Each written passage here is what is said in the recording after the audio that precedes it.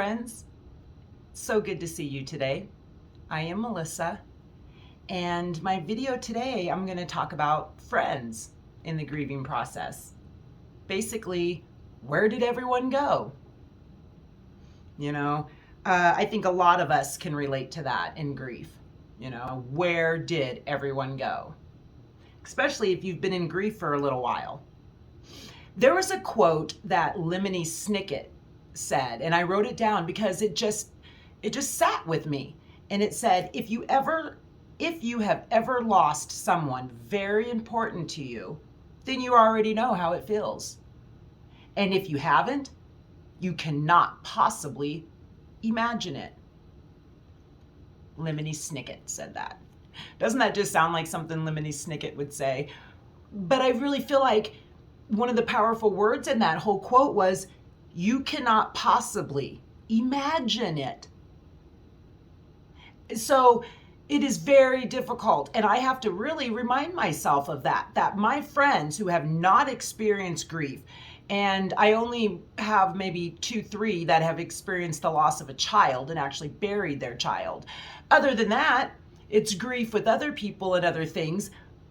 But regardless, if the friends of mine that haven't lost anyone, they just can't imagine what me and Vinny's life is like now, or Elijah and Hannah's. And we think a lot, like in our friends, like, where did everyone go? Can anyone relate to that?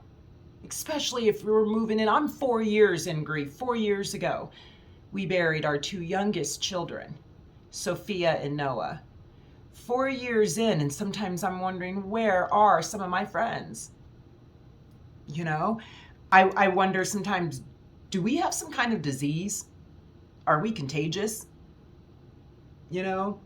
At first, we were definitely poured upon with support. Tons of phone calls, texts, cards in the mail, emails, food, money. People were just dropping. And then it just feels like as fast as that's all poured onto you, poof, it's gone. And just like that, it's dead quiet, dead silent. And when I do see some of my friends, it's awkward. Yeah, it's awkward. And they glance at their phones a lot, their watches even, and they never bring up Sophia or Noah by their name, or Malik either. Some will ask about Malik, and they'll ask, like, maybe if I've spoken to him, but the majority of the friends, they don't. They just want to stay very centered in on present day. What's going on right here presently in the moments of my life. And that's fine too. But it very is saddening to my heart that the awkwardness is there, that I can see the movements of them glancing at phones, kind of shifting from foot to foot kind of a thing, and never talking about Sophia or Noah. By name even, Yes, I have my notes, friends, like I always do. When death strikes, it upends us. Okay, it does. And it upsets the equilibrium of our lives, including our relationships. Who I said that word? I was practicing with my husband, equilibrium. I looked that word up. And the first one, I knew the first definition, a state of physical balance. That's a lot of what we use it for. But the second definition of that was a calm state of mind. So yeah, your body's messed up, all unbalanced, so's the mind. Vice versa, mind and body, body, mind. I'm sure we've all heard how those are very much related and all that stuff with mind and body and soul, So when death strikes, it upsets that balance of our bodies and our minds, okay? And so when Noah and Sophia died, my friendships, they were just suddenly thrown like one of those, like a fast ticking bomb you're holding in your hand and the thing is about to go off. You just need to throw it. This territory of death is so uncharted for my personal life, for my personal circle of friends. They haven't experienced murder and death of innocent children. Excuse me. So, it's as if I feel like sometimes I've just been transported to some foreign country where everything is foreign, down to the food, to the clothing, to the language, to the people. That's how I feel in my own world here, And yeah, but this is our life now. It's our life now, but our friends know nothing about this new fearful place. This place is full of fearful apprehension, a feeling that something bad's going to happen. And so I wonder and maybe think maybe my friends sense that too. This is like an awkward place for them to be, and they don't want to be in this place. It's so uncomfortable for them. But yet I've got expectations of them. Oh, don't we all? My. Some of our friends, they visit us in this new land of child losses, and grief. And it scares them, terrifies them. I can see it in some of their eyes and their face. They look at their own children and they shudder. They wonder, could this happen to them? Excuse me. I've had people actually say that, and people reach out to me in the community that are dealing with mental health illnesses with their teenage children or young adult children, and that's usually one of the first things they'll even say to me. Yeah, they're fearful that the same thing is going to happen into their home, that their son or daughter is going to commit murder and kill one of them. I've had a few people reach out to me and actually tell me that their child has expressed that to them. Malik never did. Malik expressed it in counseling sessions, but never to me. And so it's interesting that parents get that expression from their child or teenager, young adult. So yeah, and that's probably natural. I'm sure I would worry too and wonder, would that happen to me? And so I wonder sometimes, do they think, we got to stay away from Melissa because what she's got is contagious, and if her son did it, then my son could do it, and so let's just stay away. I don't know. It's just what you feel. Like mental health illness is some contagious disease. We're all going to catch it. Death is some contagious disease. Grief, some contagious disease. We're all going to catch it. Yeah. My old life is gone, friends. It's gone. Okay? And for the most part, our friends' lives, they have gone on as before. The gap between us widens. And some people we counted on disappeared. Maybe they're avoiding us. Maybe they're just going on with their own busy and demanding lives. All of our lives are pretty busy, aren't they? And they are pretty demanding, especially when you're raising children. It's a very busy, demanding life, but the result is the same. They're not here. Either way it goes, the result's the same. They're not here. And others who were on the periphery of our lives, that we didn't really speak to on a lot, but they were just kind of there. It's amazing. Some of those people, they came closer, wondering what they could do to help. They stepped in closer. Their eyes revealed compassionate hearts. Yeah. You could see their compassionate hearts in their eyes when they spoke to us, and strangers even appeared. People we never met before appeared with such compassionate hearts that they knew grief and they were well acquainted with loss. Yeah, much so. And some of them even lost children, and new friendships have developed. Yes, they have. And from the most unexpected places. And I dislike so greatly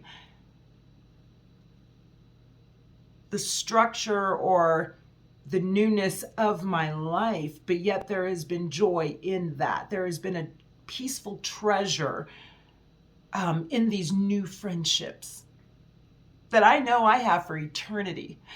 I've got a few girls that, oh, I just love them so much. And I just didn't even understand I could fall in love with somebody so fast, so deeply, so quickly, and so intimately outside of my own husband or mother or children or a friend that you've known for a super long time, kind of a thing. Yeah, wow. And over time, they have taken root and they have grown. Whew. And it's been so beautiful. And I know I couldn't even be sitting here making this video to encourage or lots of stuff without their love injected into our lives. The love of God through them poured into our lives, poured into our teenagers. Yeah, it's been so beautiful, very unexpected. Yeah. A loss alters friendships. Yeah, it sure does. Some disappear, but others thrive and deepen. And that's basically my experience. Others have disappeared, others have stepped back, and others have come much, much closer. And our friendship has deepened in a way I didn't even understand could be possible. I really didn't. And then I find myself wanting to give into this friendship, not just take and receive, but I want to give back into that friendship. And I find myself wanting to be a consoler, a nurturer, a comforter. Yeah, I find myself desiring that for my girls and my gals. And, dudettes, dudes, all of it, I do. My heart is shattered, but I can still feel supported, cared for, and loved.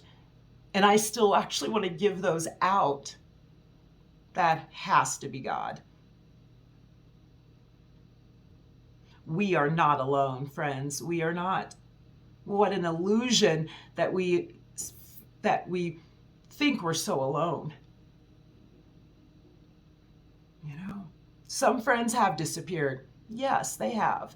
And I'm sure some of your friends might have disappeared too, But the ones that we need, friends, brothers and sisters, hear me out. The ones that we need, they will step up. They will. You are not alone. I am not alone. And the Lord Jesus, his presence is always with us.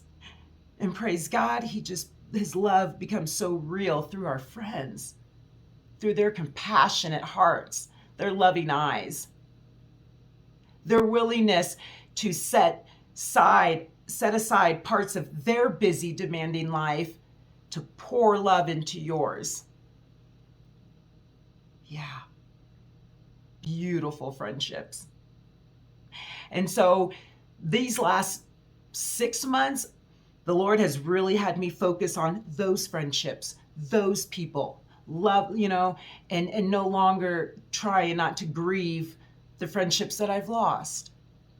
Like I said in my last video, it's loss. We grieve more loss, and we do grieve the loss of our friendships and people that we were very close to. And we never would have imagined that when our children are killed and we have to bury them, that best friend doesn't actually come to the funeral. They're not willing to make that 8-hour drive or unable for weird reasons that are just hard in the flesh to sit well with, rectify with, reconcile with inside of yourself.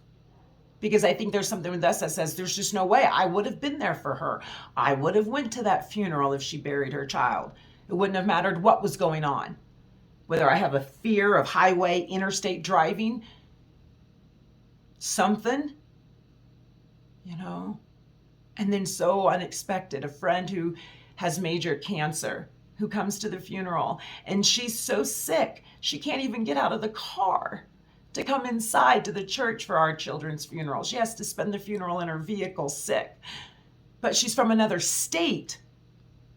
That is the love of God, friends. And those are the people we love on. Those are the people, and these are topics for another day. Of course, we're supposed to love those that are hard, and we're not just supposed to love those that are easy. And of course, it's easy to love those that are easy, and we're called to love those that are hard.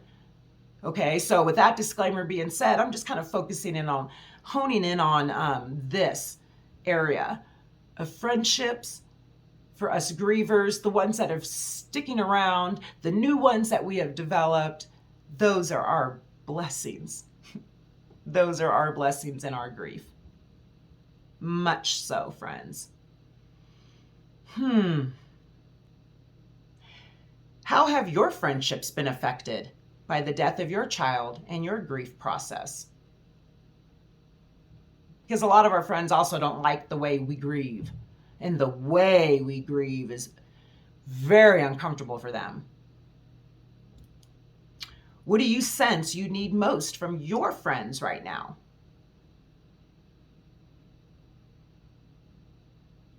Do they know this? Do they know what you need from them? Is there a way that you can even share this with them? Some friends we just kind of aren't able to, in a way, isn't it? Or we try and we're unsuccessful.